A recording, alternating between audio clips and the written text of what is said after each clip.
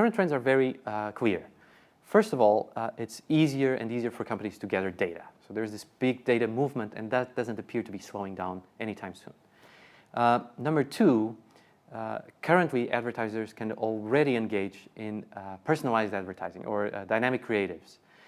The underlying idea is that, well, since I know some information about this consumer, what he or she likes to buy, what types of preferences they have, maybe this is based on browsing history, maybe purchase history, maybe zip code. All these things are observable online today. Why don't I use that information to cater my message, to tailor my message to that particular user?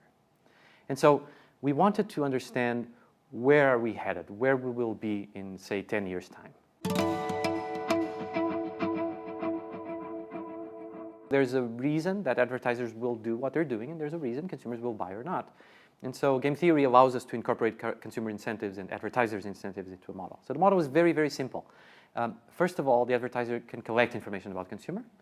Then the advertiser can send a message that can rely on that information or not, and then the consumer can decide whether to buy or not, for example. So this could be anything. It could be a dealership trying to attract a consumer for a test drive. It could be a realtor trying to attract a person to visit an open house. Or it could be an online ad trying to get me to the store and try a new pair of sneakers. The first thing that we're identifying and exploring is the fact that by giving information, we're lending ourselves to be targeted. And in a sense, that information can be used against us by the other party. A big question in marketing is that of truth in advertising. Right? That's central to marketing. Can we trust sellers and what they claim?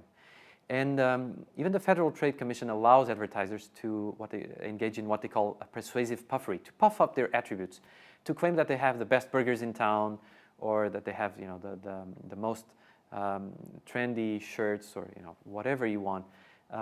When in reality, this is always a little hard to judge. These are subjective claims, but if they're sort of reasonably sort of expected claims, expected exaggerations, well, that turns out to be legal. That creates a very interesting interaction with personalized advertising, because if I have that leeway to convey the exact attributes that you care about, I can customize my message to make it the most appealing to you as possible, right? At the same time, as consumers understand that this is happening, that's the genesis of the credibility issue. They understand that that the ads have been tailored to their tastes, and so now that creates a mistrust from between consumers and advertisers. They understand that advertisers have that leeway to customize their message to make them the most attractive possible.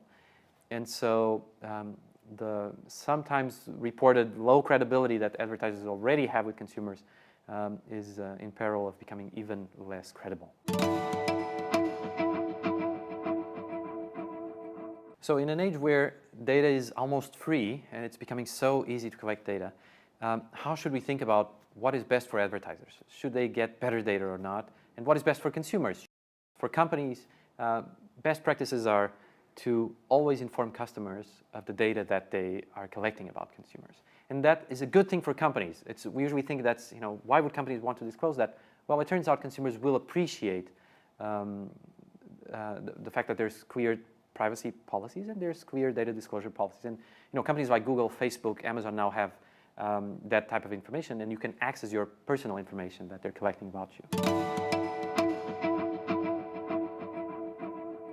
On the consumer front, should I share my personal information with advertisers or not? Well, it turns out we find the following effect.